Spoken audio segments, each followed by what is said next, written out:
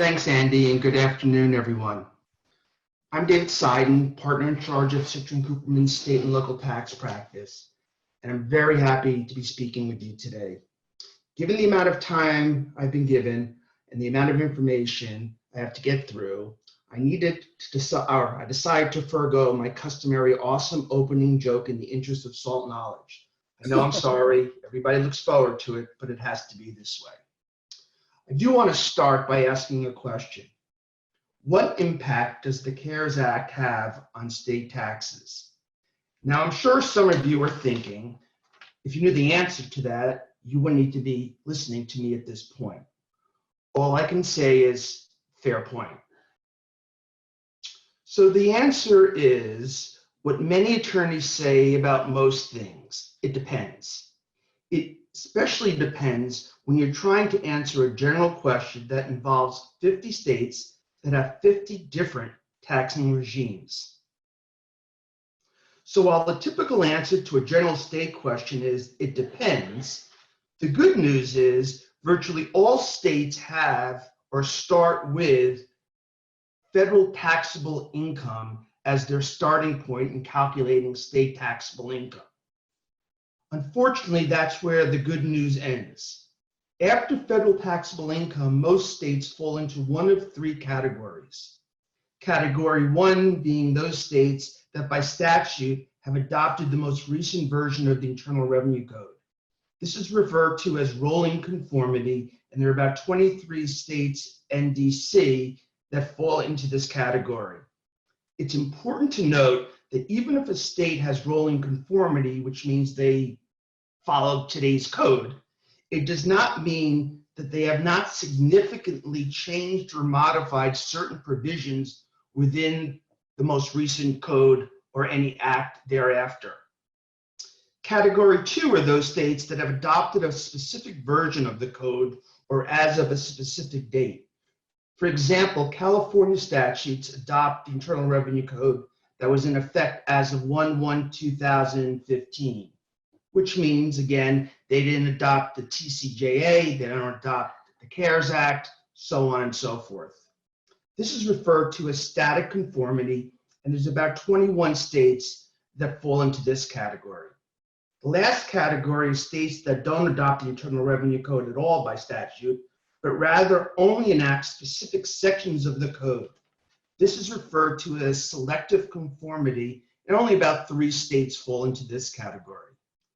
So the first step in determining how the CARES Act impacts a specific state is to determine whether such state uses rolling conformity, static conformity, or selective conformity.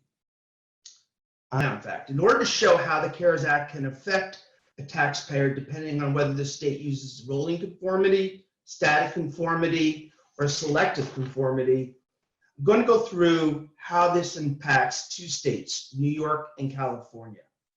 Starting with New York, up until the CARES Act, New York was considered to have rolling conformity with certain modifications, which means, like I just said, they adopt the last version of the Internal Revenue Code, but they have specific exceptions within their own statutes. But of course, New York never makes things easy, so they decided to maintain rolling conformity with respect to the CARES Act for corporate taxpayers, but changed to static conformity for individual taxes. So that means that, yes, for corporate taxpayers, they enacted the CARES Act, but for individuals, they did not. Their statute says effective for the Internal Revenue Code as of some date in the beginning of March of this year, which precludes the CARES Act. So, for corporate taxes, let's take a look at the 3 main tax provisions of the CARES Act. The first being the Qualified Improvement Property, QIP, that Paul spoke about a little bit earlier. This one is a bit weird because while New York should follow the reclassification of QIP from 39.5 to 15 years, New York specifically prohibits the use of bonus depreciation under 168K and requires taxpayers to use the depreciation methods found in Internal Revenue Code 167. So for this purpose, it's straight line depreciation. So while the CARES Act created this great benefit for federal tax, moving property from 39.5 years to 15 years, and then letting you use bonus depreciation to expense it all in 1 year, it appears for New York purposes that you can get the reduction in the useful life from 39.5 to 15 years, but you can only use the straight line depreciation. Now, having said that, the shortening of the useful life should generate additional deductions and therefore potential refunds. So if you do have qualified improvement property, you can go back to 2018, change it to 39.5, from 39.5 to 15, and then depreciate it straight line over 15 years. The second major federal change related to the reduction in the interest expense limitation under 163J. What a shocker. That's sarcasm, by the way. New York has specifically excluded this provision for tax years 2019 and 2020. So no benefit for New York corporate taxpayers with respect to the benefit provided under the CARES Act was with 163J. The last major federal change was the ability for corporations to carry back NOLs. This benefit in the CARES Act has no effect in New York, given the state has its own set of NOL rules, separate and apart from the federal rules. So a quick recap for New York corporate taxpayers. New York does have rolling conformity with respect to corporations, but the only real effect caused by the CARES Act was the shortening of the useful life of qualified improvement property. Next. A little different for individuals.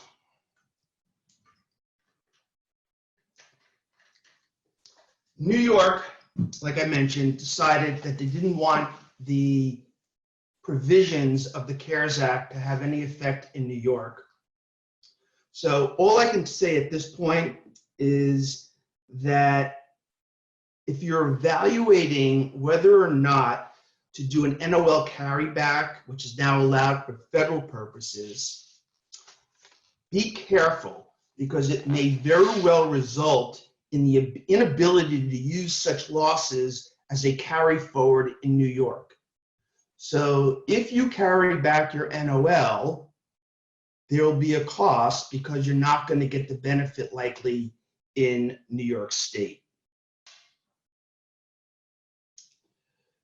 California is not a rolling conformity. Like I mentioned earlier, it's static conformity, and it adopts the Internal Revenue Code in effect as 1/1/2015. The bottom line for California is the state did not adopt the changes made by the TCJA in 2017 and did not adopt any of the CARES Act provisions recently adopted.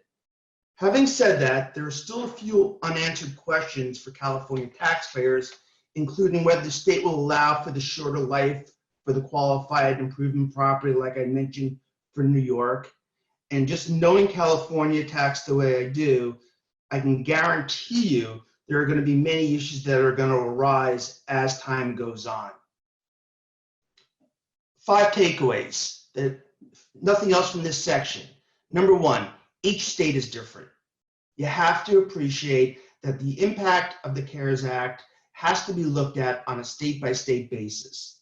Number 2, the answer, and even in a given state, on how it affects businesses and individuals can be different.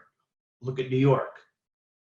Rolling doesn't mean full adoption. So that relates to the question that was asked earlier, where 50% said yes, 50% said no. Rolling means they adopt the code, but most always have provisions that either modify or get rid of certain provisions within the code. 4, states will make statutory modifications over the next 6 months. The one thing that is certain, that whatever you think the rules are today could very well change over the next 6 months. And then filing number 5 is please be careful when looking at some trade-offs when you have taking advantage of the federal NOL provisions and what the effect may be in any particular state that you're looking at. Finally, I just wanted to put this slide out there for everybody to get a sense as to this is just one small piece of all the issues that are going on in state and local taxes right now that affect businesses.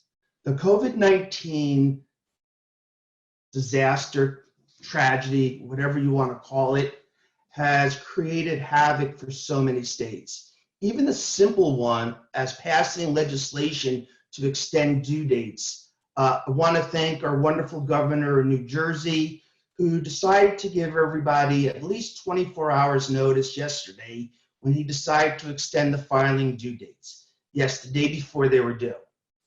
And when you go down the list, all of these things are changing every single day. Every single day, states are changing due dates, extending due dates, letting businesses hold money, deciding whether or not, because people are working from home, it creates nexus for the company.